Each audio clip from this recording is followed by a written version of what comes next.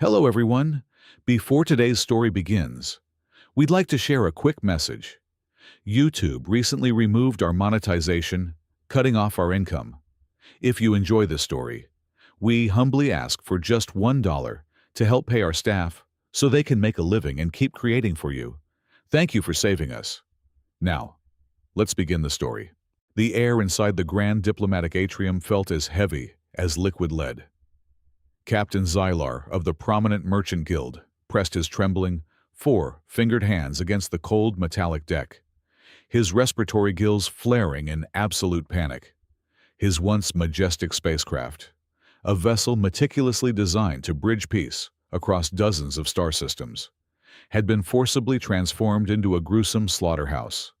Thick, gray smoke choked the advanced ventilation systems. The sharp scent of ozone and copper blood lingered heavily in the dimly lit hall. Above him stood the towering nightmare that had brought his orderly world crashing down.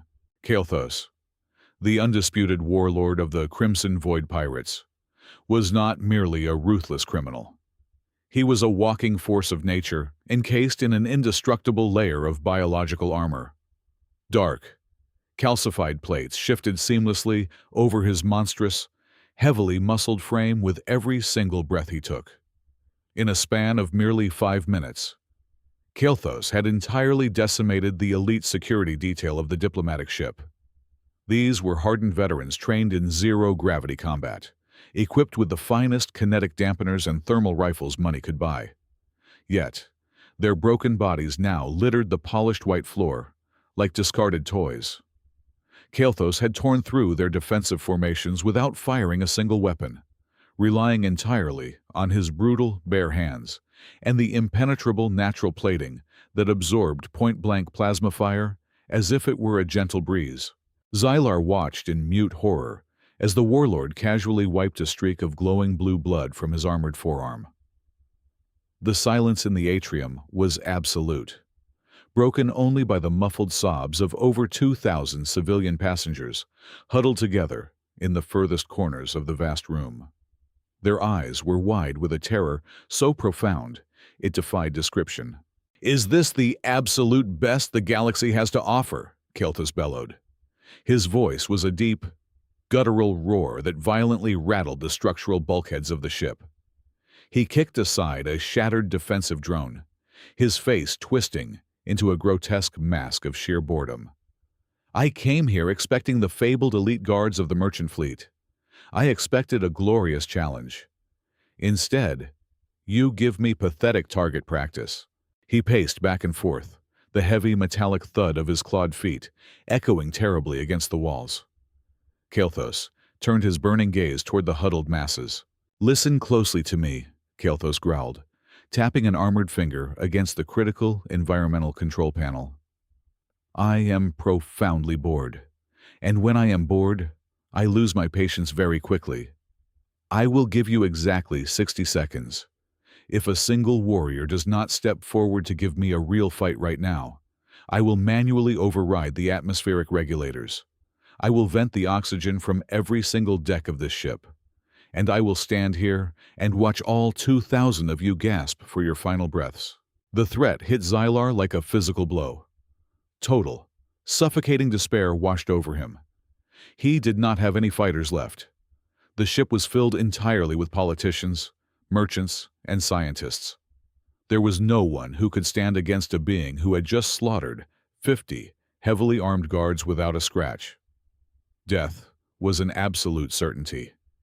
Xylar closed his eyes tightly, preparing his mind for the merciless embrace of the vacuum. Then, a very soft sound of steady footsteps broke the oppressive silence. Xylar opened his eyes and gasped aloud. The massive crowd of terrified aliens and humans was slowly parting. Walking down that path with a steady, unhurried pace was a young Earthwoman. Her name was Alfred Alvarez. Xylar recognized her immediately from the passenger manifest, and his dual hearts plummeted. Alfred was not a soldier. She had zero military training. She was merely an astrobiology researcher from the outer human colonies, standing barely 5 feet and 4 inches tall. She wore a simple gray laboratory tunic, completely devoid of any kinetic shielding or protective gear. Her slender hands were entirely empty. "No," Xylar whispered, his voice trembling as he tried to reach out. "Stop her. She is just a scientist. She will be torn to shreds." But nobody moved. They were completely paralyzed by fear. Alfred walked right past the defeated captain, without casting a single downward glance. Her face was an absolute mask of chilling calm. There was no shaking in her shoulders, no erratic breathing, and absolutely no trace of the primal terror consuming everyone else. She stepped confidently into the clearing, standing directly beneath the blood-stained shadow of the pirate warlord. Kelthos looked down at the tiny human. For a brief moment, he seemed genuinely confused by the sheer absurdity of the situation. He leaned forward, towering over her like a dark mountain of lethal muscle. Then, a booming, cruel laughter erupted from his chest. "A human!" Kelthos roared, wiping a tear of dark amusement from his eye. "Humanity is truly a pathetic species. You send a fragile, defenseless twig to stall for time? Look at you.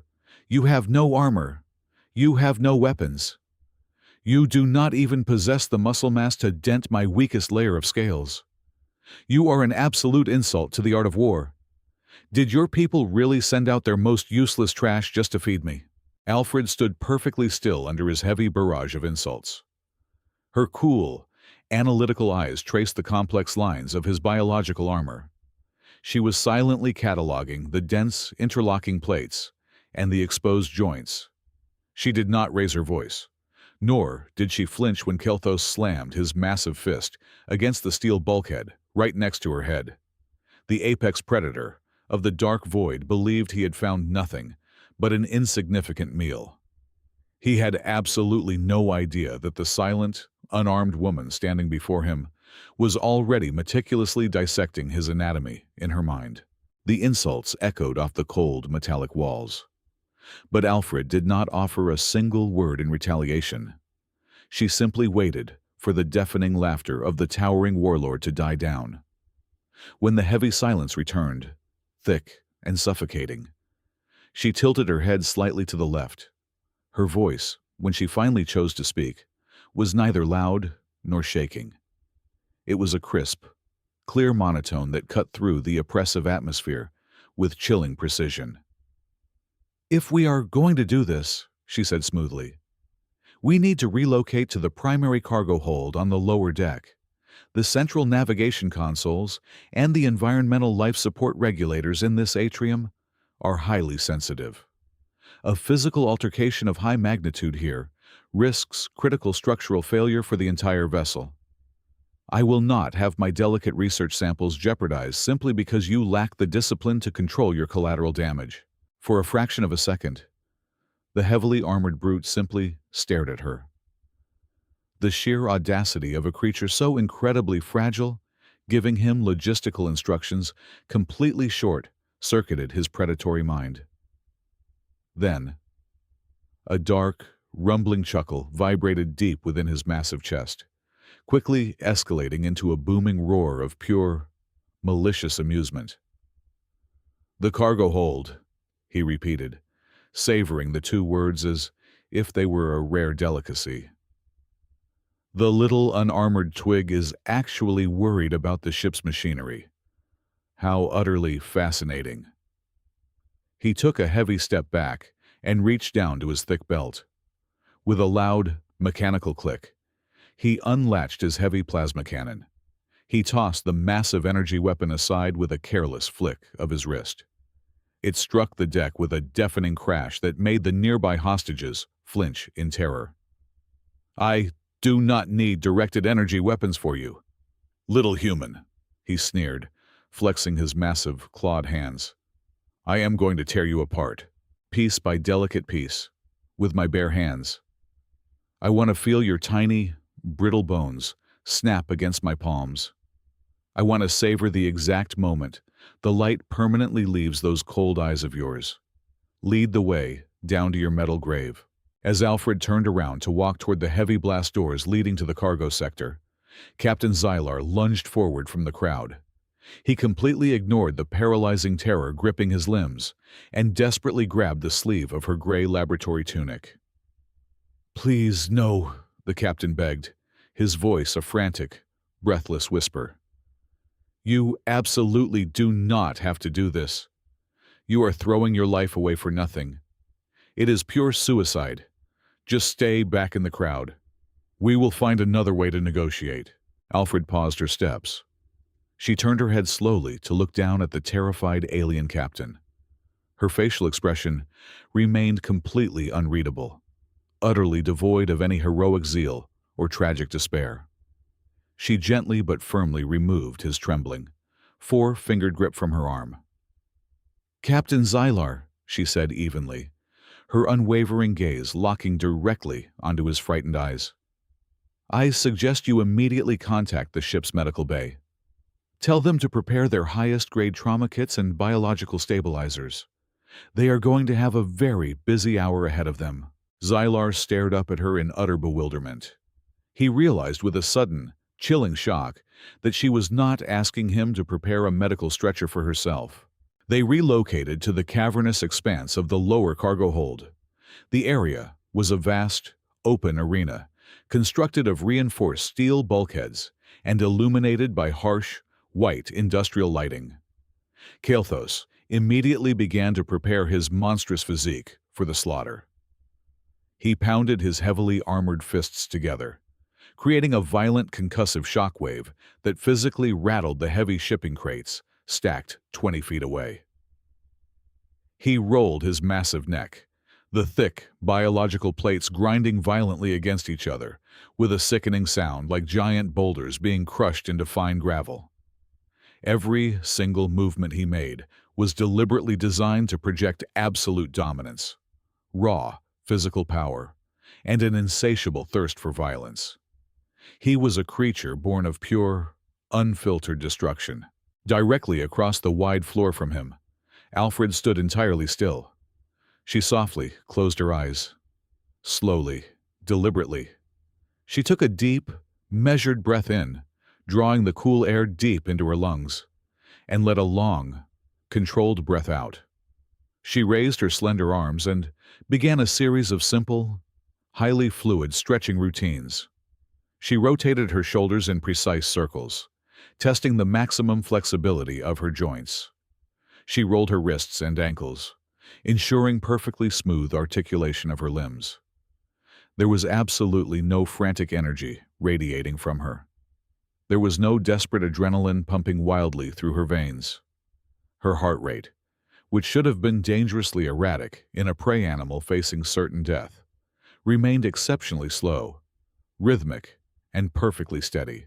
The surrounding circle of pirates, who had eagerly followed them down to witness the bloody execution, slowly stopped their vicious laughing. A strange, creeping unease began to settle heavily over the group of heavily armed thugs. They were hardened veterans of countless brutal raids and planetary massacres. They had seen brave galactic soldiers scream loudly in final defiance. They had seen broken cowards beg pathetically on their knees. They had seen pure, unadulterated terror 1,000 times before.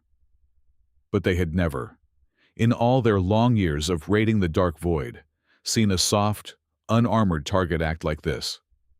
The tiny human was not behaving like cornered prey. She was behaving exactly like an experienced technician, systematically preparing to dismantle a faulty, predictable machine. The absolute absence of fear in her calm demeanor was profoundly unnatural. It chilled the blood in their veins. Kael'thas quickly noticed the shifting, nervous mood of his pirate crew. The terrifying warlord felt a sudden, unfamiliar prickle of genuine irritation crawl beneath his scales.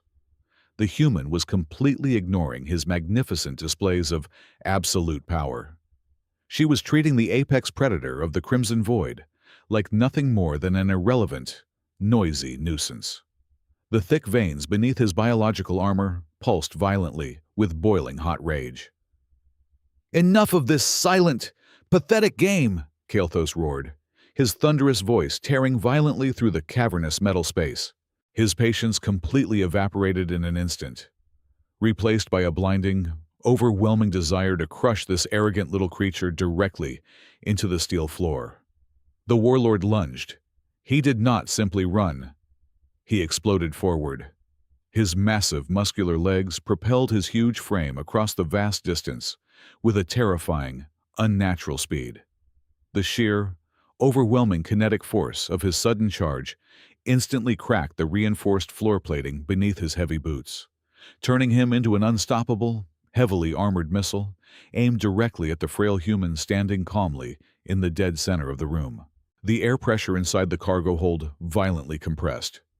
Kael'thas launched a devastating right hook, a strike carrying enough raw kinetic force to punch cleanly through the triple-reinforced titanium bulkheads of the outer hull.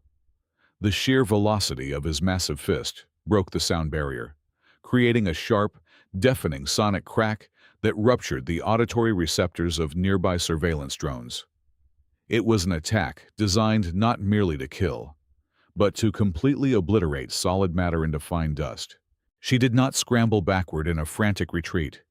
She did not raise her fragile arms in a futile attempt to block the unstoppable momentum. Instead, as the armored fist surged toward her face, Alfred executed a perfectly calculated geometric translation. She shifted her center of gravity, pivoting smoothly on the ball of her left foot, and took exactly 3 measured paces diagonally to her right. 1, 2, 3. The colossal punch tore through the empty space where her head had been just a millisecond prior. The displaced air whipped harshly across her face, tossing her dark hair backward, but the lethal impact missed her by a margin of merely 2 inches.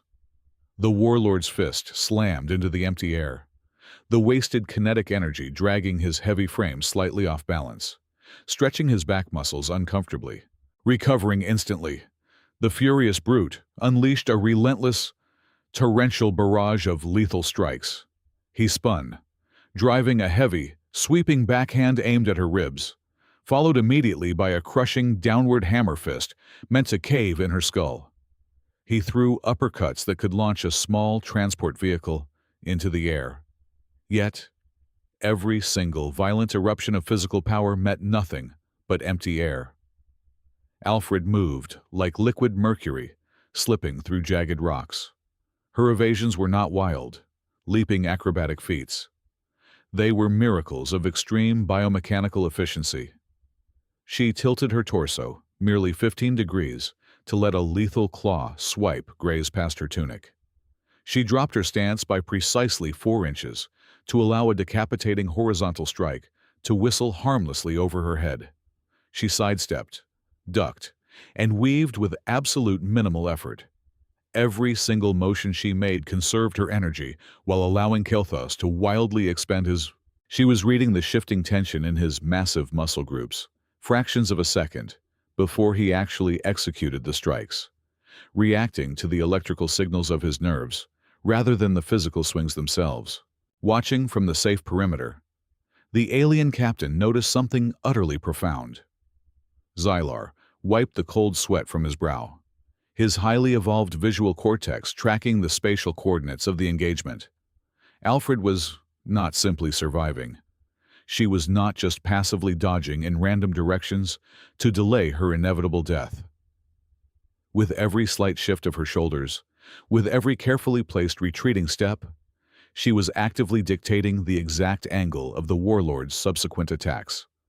She was subtly hurting the massive beast. Xylar looked down at the deep scorch marks and the heavy indentations Kael'thas's boots were leaving upon the reinforced steel deck. The marks were not chaotic. They were forming a perfect, uninterrupted circular trajectory. The tiny human astrobiologist was flawlessly leading the apex predator of the star system in a continuous loop around the center of the room, using his own blinding aggression as the leash to guide his heavy footfalls exactly where she wanted them to land. The relentless output of maximum kinetic energy began to exact a heavy physiological toll on the giant.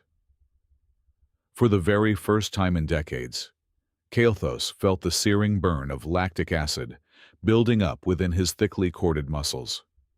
His heavy breathing echoed loudly over the ship's internal comms, transforming from steady, rhythmic intakes into harsh, jagged gasps for oxygen. Sweat began to pour down his armored face, stinging his eyes. His movements, while still incredibly deadly, began to lose their initial microscopic precision. Yet, rather than feeling frustrated by his failure to land a single blow, a dark, twisted euphoria suddenly flooded his predatory mind. "Yes," Kael'thas roared, spitting a glob of dark blue saliva onto the metal floor. His eyes widened with an insane, psychotic gleam, his vocal cords straining against the roar. 10 seconds! You have actually survived past 10 seconds! You are the very first piece of prey in 10 long years to make me sweat. Do not die too quickly now, little human. I want to savor this beautiful dance." Realizing that his high-velocity strikes were entirely ineffective against her supernatural spatial awareness, Kael'thas abruptly altered his tactical approach. He understood that chasing a ghost through the air was a massive waste of his burning stamina. He ceased his forward momentum, abruptly halting his aggressive punches. Instead, he channeled the entirety of his immense physical weight and the hydraulic power of his biological armor directly into his right leg. He raised his massive armored boot high into the air and drove it downward into the steel deck with the force of an orbital meteor strike. The deafening impact fiercely buckled the solid metal plating. A massive, localized seismic shockwave rapidly rippled outward across the cargo floor. The steel groaned and shrieked as the molecular bonds of the metal were aggressively torn apart. It was a brutal area of effect attack, specifically designed to shatter the footing of anything standing within a 30-foot radius. An unavoidable disruption of the physical environment itself. The intense vibration forcefully threw the surrounding pirates off their feet, tossing them against the cargo containers like discarded ragdolls. As the kinetic ripple reached Alfred, the impossible, machine-like grace of the Earthwoman finally seemed to falter. Her right heel caught harshly against a newly formed, jagged ridge of buckled steel plating pushing up from the floor. Her ankle twisted sharply outward. Her perfect balance, previously as stable as a sophisticated gyroscope, completely collapsed in a fraction of a second. Alfred stumbled backward, her arms flailing uncharacteristically, in a desperate, clumsy attempt to regain her center of gravity. She crashed heavily onto her right knee, leaving her entirely exposed, her back pinned directly against the solid, unyielding wall of a massive, immovable cargo container. It looked like a fatal opening. It appeared to be the absolute worst possible mistake to make against a seasoned killer. Kael'thas saw the sudden vulnerability, the break in her perfect defense. A wide, terrifying smile of absolute victory stretched across his monstrous face. His twin hearts pounded with triumphant rhythm, fully convinced that his tactical shockwave had successfully disrupted her rhythm, and that he had finally cornered the elusive, frustrating prey into a definitive, inescapable dead end. The colossal shadow of the warlord completely engulfed the kneeling woman. Kael'thas did not waste a single fraction of a second. His massive right hand, enveloped in thick biological plating and tipped with jagged calcified claws, lunged forward like a striking serpent. He bypassed her torso entirely, opting instead for a cruel, agonizing capture. His immense fingers wrapped brutally around her slender left bicep. The sheer size of his hand easily entirely overlapped her arm, enclosing it in a crushing, inescapable vice of bone and sinew. With a single, effortless upward heave, he hoisted Alfred off the cold steel floor. He suspended her high into the air, dangling her limp body a full 3 feet above the heavy deck plating. A terrifying, cavernous smile stretched across Kael'thas's face, revealing rows of serrated teeth dripping with dark saliva. The thrill of the hunt had finally reached its intoxicating climax.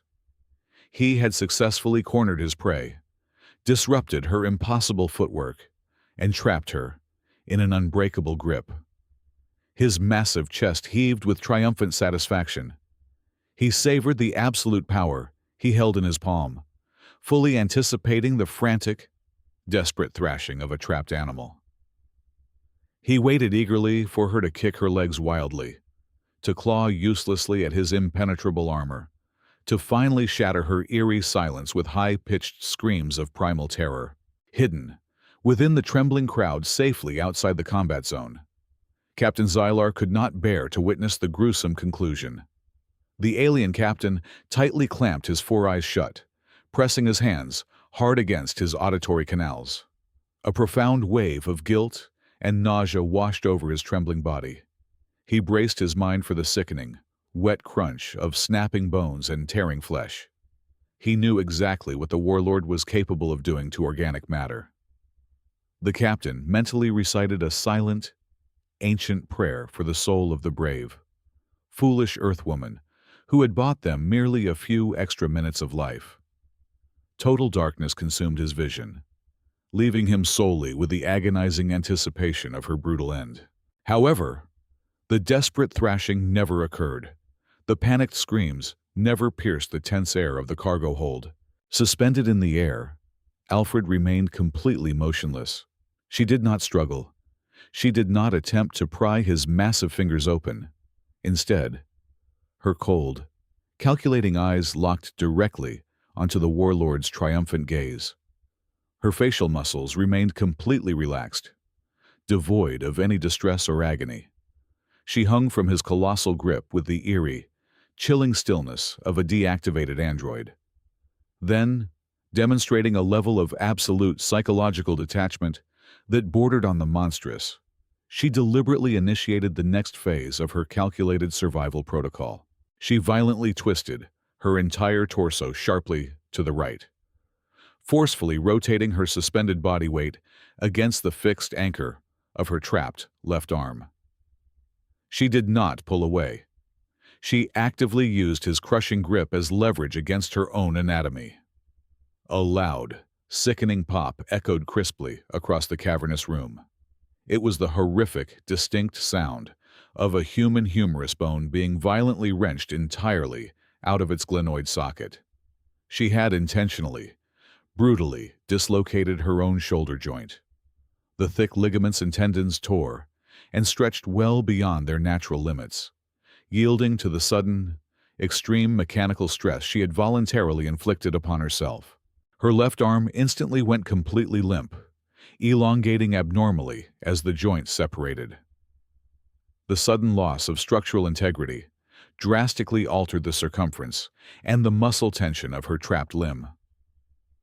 Before Kael'thas's predatory brain could process the sudden shift in the physical mass he was holding, the slick fabric of her laboratory tunic, aided by the unnatural elongation of her dislocated arm, slipped smoothly straight through the tiny gap in his crushing pincer grip. The surrounding circle of hardened space pirates collectively gasped, physically recoiling from the grotesque display.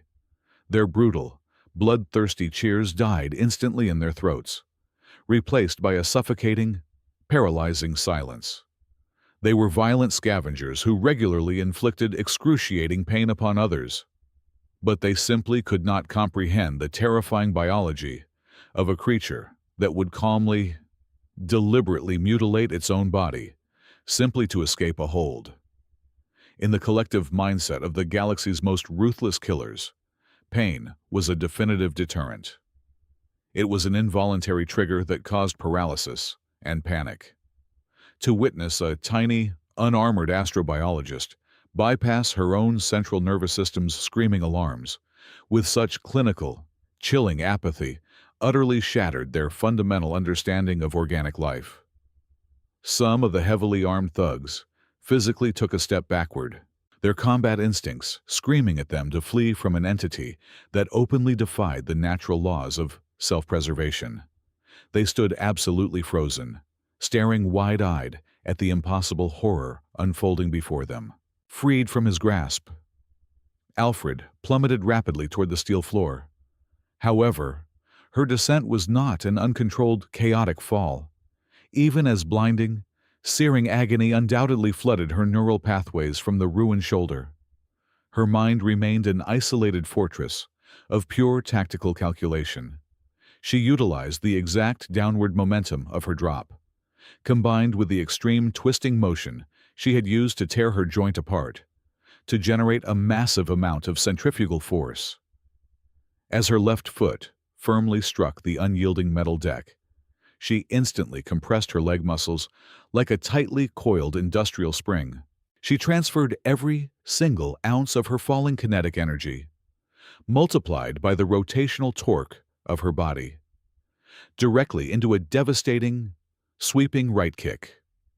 Her target was not his heavily armored torso or his thick, calcified skull.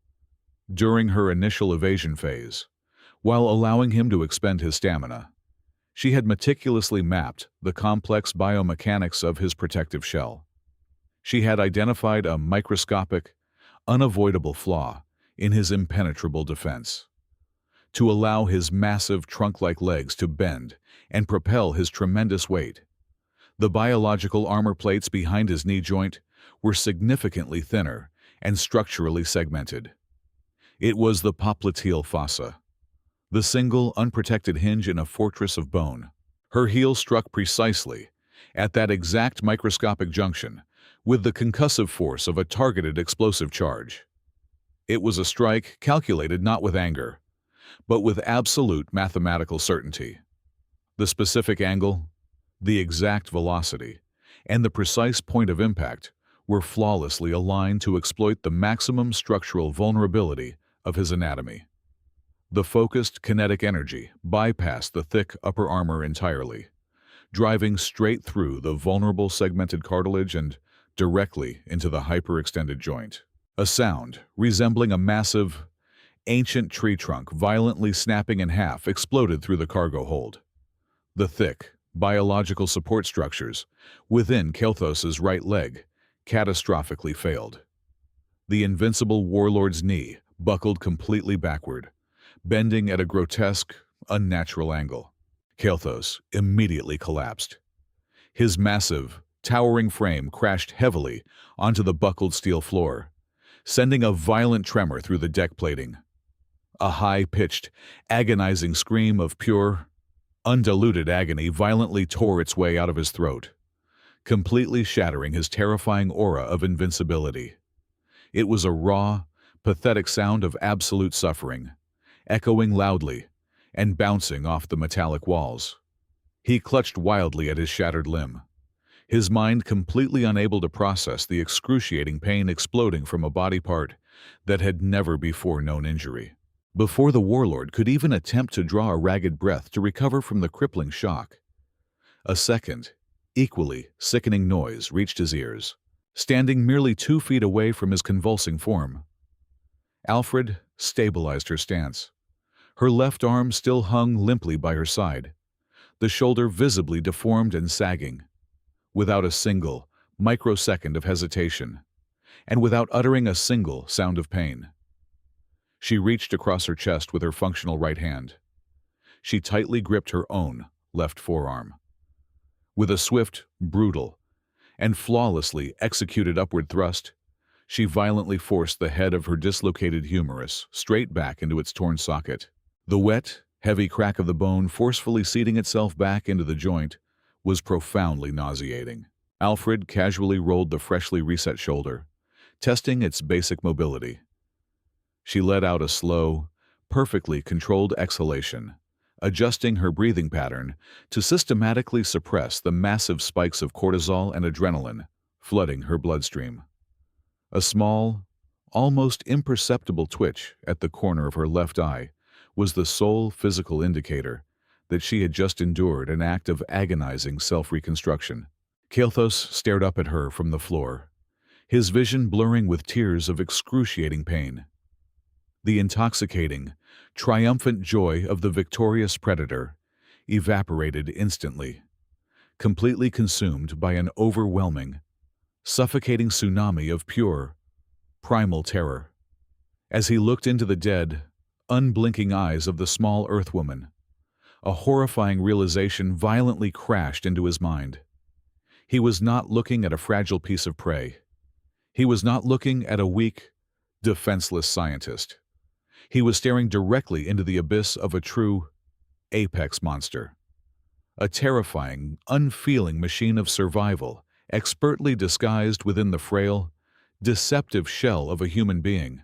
Despite the catastrophic structural failure of his lower limb, the warlord refused to submit immediately. Driven by sheer primal panic and the agonizing surge of trauma radiating from his shattered knee, Kael'thas thrashed violently upon the buckled steel deck. He propped his massive upper body up using his left elbow, desperately swinging his remaining functional arm through the air in wide, chaotic arcs.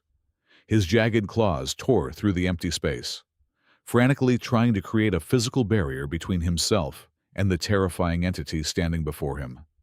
His heavy breathing was no longer a rhythm of power, but a ragged, wet sound of pure desperation.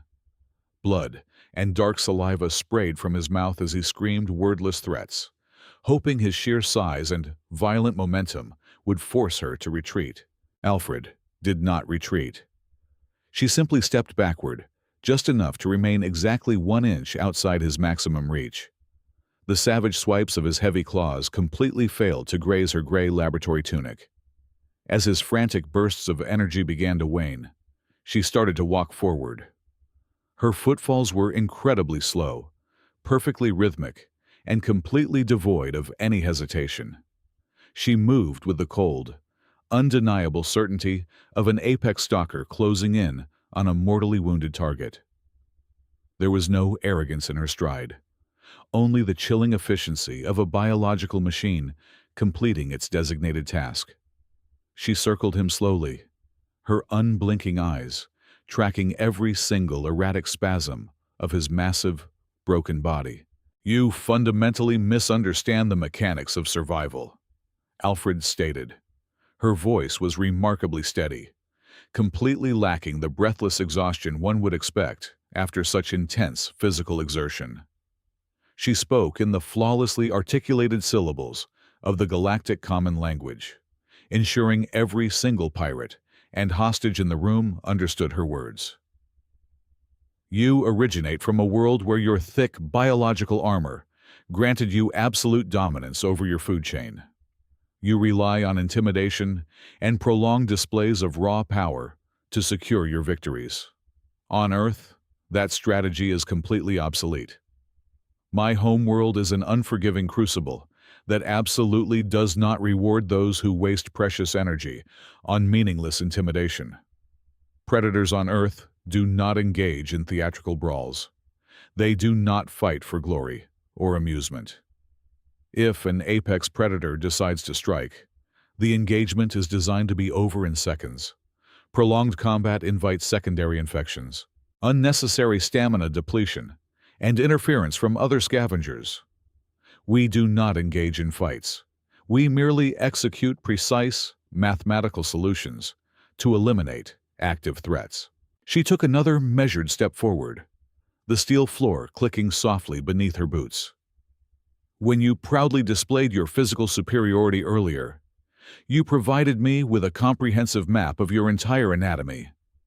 Your thick carapace is indeed highly resistant to kinetic impacts and directed energy weapons. However, living tissue requires constant sensory feedback to function. To maneuver such a massive frame, your peripheral nervous system must maintain a dense network of sensory nodes located directly beneath the thinner joints of your armor. I did not need to break your impenetrable shell. I only needed to read the subtle muscular twitches beneath your scales to pinpoint the exact location of your primary neural clusters." A wave of chilling realization washed over the fallen warlord. The overwhelming, crushing weight of his situation finally breached his frantic mind. He desperately needed his heavy plasma cannon to vaporize this nightmare. His frantic eyes darted wildly across the vast cargo hold, searching the heavily dented metal floor for his discarded weapon. It was gone. He looked further, scanning the distant corners of the room. The massive energy cannon lay discarded nearly 50 feet away, completely out of his reach. The horrifying truth hit him with the force of a physical blow. The endless, circular chase around the perimeter of the room had not been a desperate attempt by the human to stay alive. She had meticulously, intentionally, herded him step by step, inch by inch, drawing him as far away from his destructive technology as physically possible. He had been completely manipulated from the very first second of the encounter. Around the edges of the blood-stained arena, the heavily armed crew of the Crimson Void pirates began to unconsciously shuffle backward. Their heavy boots scraped nervously against the metal grating. These were violent, unforgiving criminals who thrived on cruelty. Yet they found themselves completely paralyzed by the sheer psychological dominance of the small Earthwoman. Not a single pirate raised their weapon. Not a single loyal soldier stepped forward to assist their fallen leader. The absolute dismantling of Kelthos, both physically and mentally, had utterly broken their collective spirit. They were staring at a predator that operated on a level of calculated ruthlessness they could not even begin to comprehend. The intimidating warlord had been reduced to an insignificant, helpless specimen under a microscope. Kelthos realized with absolute certainty that he could never defeat this terrifying creature in physical combat. His physical strength was entirely useless against a mind that processed violence as a simple mathematical equation, driven by a final, spiteful surge of pure malice. He abandoned all thoughts of survival.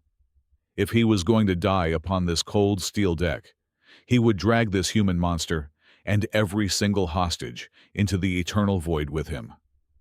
He violently twisted his massive torso, throwing his entire remaining body weight toward the main environmental control pillar, located just 3 feet to his left. His thick, trembling fingers reached out desperately, aiming directly for the emergency manual override console.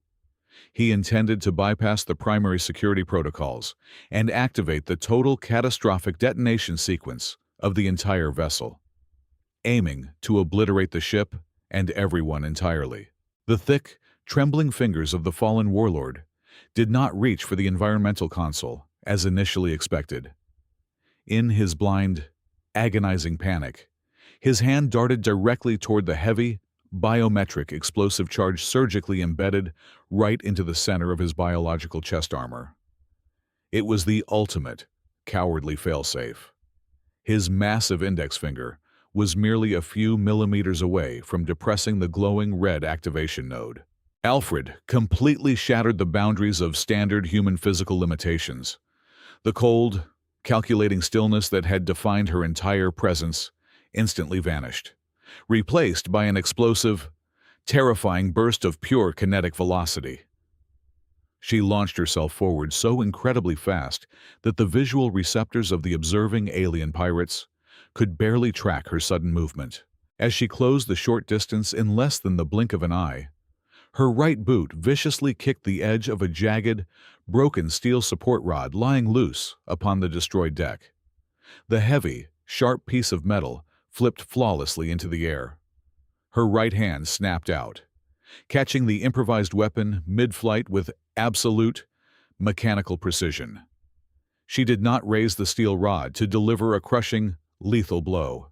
She did not aim to violently pierce his impenetrable skull or sever his heavily protected spinal column. Instead, she slid fluidly beneath his flailing, desperate arm. With a highly precise, upward thrust, she drove the jagged tip of the metal rod directly into the tiny, unprotected fleshy gap situated right beneath his massive lower jaw.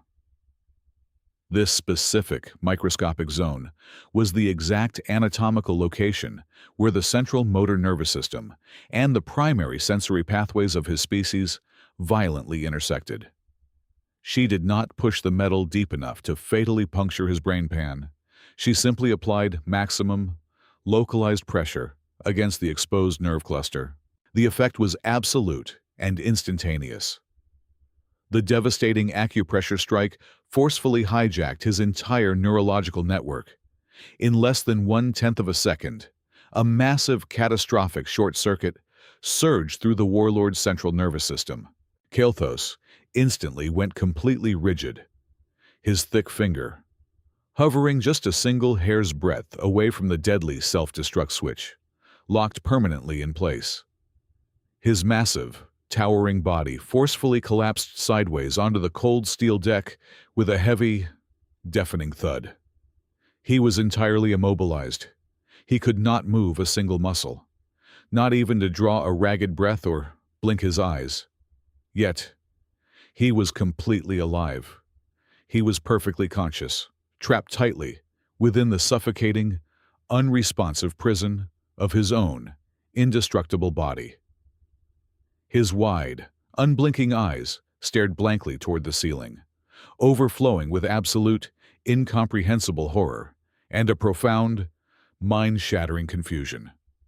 He simply could not fathom how his reign of terror had been entirely dismantled by a single, bloodless strike. Alfred slowly stood back up to her full height. The tense, suffocating atmosphere of the cargo hold violently shattered, leaving behind a deafening, echoing silence. She casually tossed the metal rod aside, letting it clatter noisily against the metal floor plating. With her functional right hand, she calmly and meticulously brushed a few specks of invisible dust from the sleeve of her gray laboratory tunic. Her breathing remained perfectly steady, completely unbothered by the monumental act of violence she had just orchestrated. From the far edges of the blood-stained arena, Captain Xylar and his terrified crew finally let out a massive, collective breath they had not even realized they were holding. The suffocating weight of absolute despair lifted entirely from their shoulders. The alien captain stared wide-eyed at the small Earthwoman. The sheer, overwhelming terror he had previously felt for the pirates was completely eclipsed by a profound, reverent awe and an absolute, unquestioning respect for the tiny human standing victoriously amidst the carnage. She had saved thousands of innocent lives without firing a single shot. Alfred slowly turned her head. Her cold, analytical gaze swept methodically over the heavily armed ranks of the Crimson Void pirates. The hardened criminals physically flinched under her piercing stare. "On my world," Alfred declared, her crisp, unwavering voice echoing clearly across the vast, silent room. "Any biological entity that deliberately seeks to prolong a physical altercation inevitably pays for that arrogance with its own life. Survival is an equation of absolute efficiency. True combat is not a game, and it is not a performance. That is exactly why real fights always end incredibly fast."